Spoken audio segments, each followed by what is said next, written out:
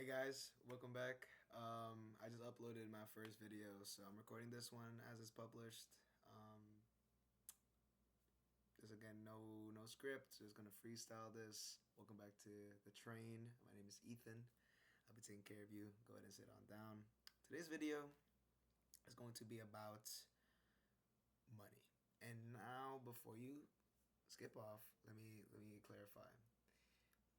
I've been personally in recent times in my life, I've been asked, you know, Ethan, when are you gonna make some bread? When are you gonna come up? Like, it's tight right now.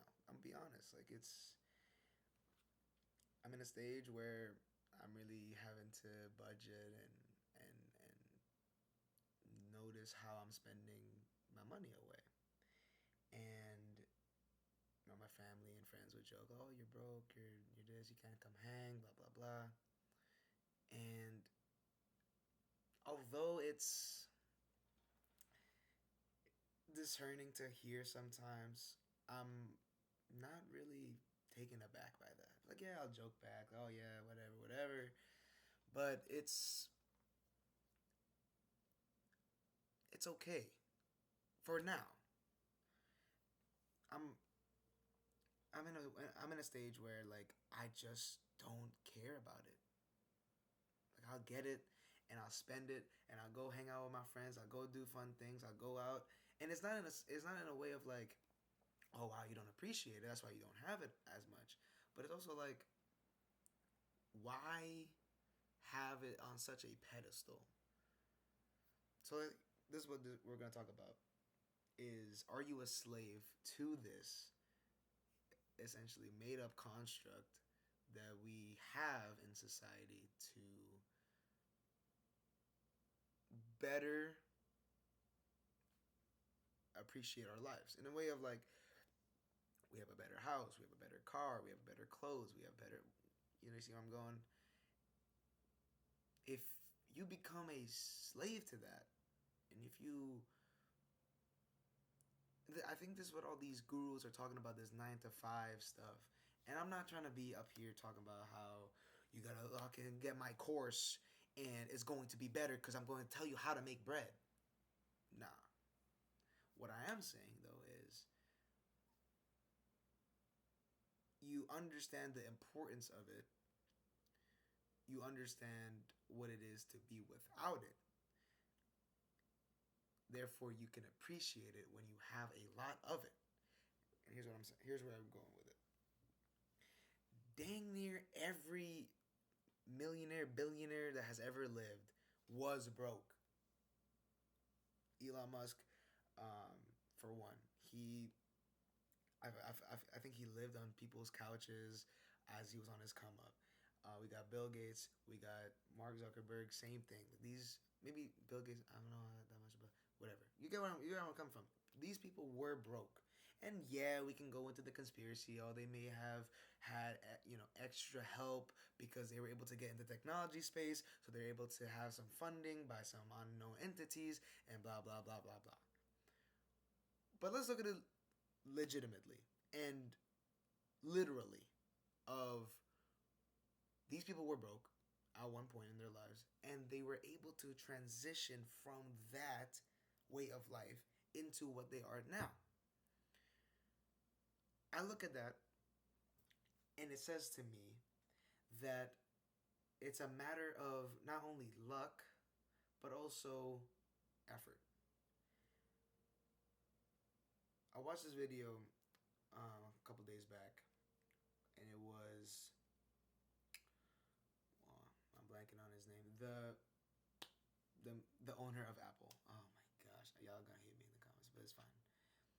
He was on stage giving a graduation speech and talking about his life and how he had to go through the fire and go through the trials and tribulations of making his company, of getting into tech and dropping out of college and doing all these things that were at the time very scary. One of the things was connect the dots. Life often makes sense backwards, but it's a tragedy that we have to live it forward. we can only make the best decisions that we can with the past that we have, and learning from those past mistakes and past decisions, and trying to make better ones now.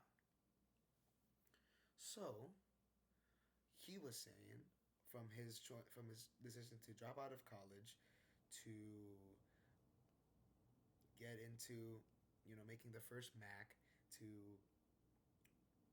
learning, like, he learned calligraphy for some reason, but he used what he learned in calligraphy because he was so interested in it, and was able to have that edge when people were starting to make the first computers and have this beautiful OS and this multifunction and accessible OS and display to his customers, so he can widen his range to multiple people that prefer different types of calligraphy. It's that like, in the moment, I'm sure people told him he was weird. People told him he was strange. Why are you wasting your time and money on that class?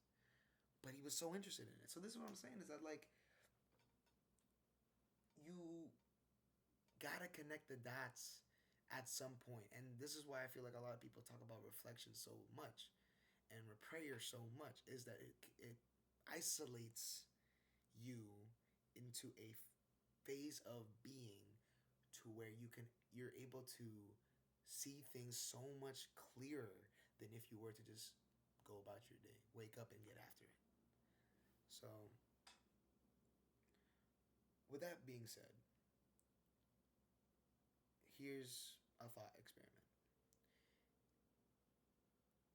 If you had nothing, no assets, like, we're gonna talk about Monopoly. You have nothing, no houses on the deck, no properties, not even a railroad. Shout out the train, chill. but you have nothing, right? You're just there, and everyone around you is putting hotels down, and you have to roll the dice and spin, and you're getting taxed, and you're getting this, and you're on the verge of bankruptcy, right? But even then, it's like you still have a chance to win. So here's that extrapolated. You have nothing. You have no money, no assets, no cars, no houses, nothing. But who are you? Again, I'm a believer in God. I talked about that in the last video. I'm a believer in God, and I believe that God made every single person that has ever lived for an exact reason. For as short or as long as they have lived, they were here for a purpose. We can even move that into something broader, as you're here, you're conscious for something. If you believe in God, if you believe in the universe, you believe in something higher than you, or just, even if you believe in random chance, there's a reason for being. There's a reason for consciousness, and it's not money. Money, it's insane to me, the level of greed and pride and ego and all these negative connotations that go into how much money you make and how much money you have and how much money you can bring. People forget that it's just a tool. It is used to do things for the betterment of yourself. As we talk about, better cars, better houses, better places, better accessibility, being able to take care of your people, yourself, not have to worry about what you're gonna eat the next day. But that in itself is forgotten. So this is the thought experiment. If you have nothing, if you got no bread, no, like, you got the clothes on your back and that's it, who are you? What personality do you have? What aspirations do you have? What dreams do you want to accomplish? What dreams do you want to make into a reality? Do you want to take care of your mom? Do you want to retire your mom? Do you want to have that nice car that you've been dreaming of for since you were a kid? Your little self is tearing inside your body, like, come on, we gotta get it, we gotta get it. But you see it everywhere. You're taking pictures with it, but it's not yours yet. It ain't yours. So, who are you? Another thing is, I had this conversation with this guy the other day, and we were getting to know each other, and he brought up something that made me say what I'm about to say. At the end of my life, God willing, it's a long one. You know, I'm hoping to get to at least 75. I won't have the riches next to me on my bed or in my coffin. At least I would hope to God I don't have people that think that would be a good thing to do. But monetary and worldly things into my resting place, I don't need that. I don't want that. It's not. It doesn't need to come with me. You don't have that, and you spend your entire life trying to attain that, and you're sitting there and you're reflecting like, man, I missed out on these opportunities, these conversations, these people that I could have met and could have got to know deeper, and these places I could have gone, but I was scared because I had a job and it required me, or whatever. You made your decisions, you made your mistakes, and you can't help that. You're just sat. You have to sit there and reflect on your deathbed. My sole prerogative on this earth, by the time I'm there, is to have good stories to tell about my life. Have things to reminisce on. Have love interests and crushes that were spontaneous and fiery that led into something worse, or and but in hindsight it was just a blip in the 75 years. Some people, like, even when you're young, again, I'm 20 years old and I'm thinking like this. Is this strange? I don't think so. I think it's just me. I think it's just me realizing the gravity and the reality, bars, of life. We go through all these troubles and we go through all these hoops with love, with, you know, wealth, with health, with family, with relationships, with all these things, thinking that we'll have another chance, thinking we're gonna get another opportunity, and thinking that it's just gonna change overnight, and thinking that, but then you're on that deathbed, and all those moments of you cowering in fear and anxiousness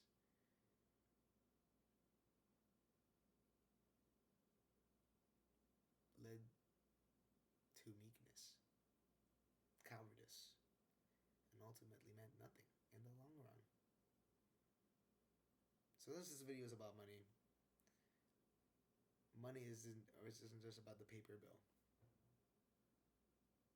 Wealth is in your value as a person. What did you do with the gift of life? Millions of people that were pregnant with a kid. That kid never made it. Sorry for that, you know, darker turn, but that's just what it is. Millions of people never got to see the light of day. Never got to cry. Never got to get that skin on skin contact with their mother. For one reason or another, it's just how it went down. But you have that. You have a mom. You have a father. You have someone that loves you.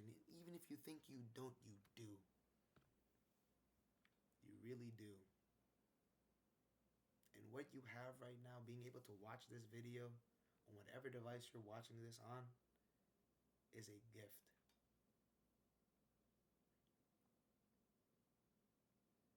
Don't waste it. As I said in the last video, go out there and make a fool of yourself. Go out there and make some memories. Be with the people you love. Be with the people you care about. Talk to your mom. Call your dad. Call your siblings. Say I love you once in a while. Tell that guy or girl that you like them. And if they don't feel the same, okay. That's the beauty of life, man. Is that there's it's just a moment of negative impact, but in the lifelong run that you have is a blip. It's a blip. So make that blip mean something for you, for the people you care about, for the loved ones that will remember you. Have something. You have something. Thank you for watching this video. I hope y'all enjoyed it. I'm trying to get better at this, and honestly, it's just me talking and reflecting on myself. But I love to hear what y'all have to say. So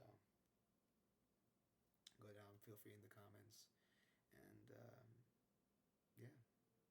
have a good one. Good night, good morning, good afternoon, whatever time it is for you. This is Ethan.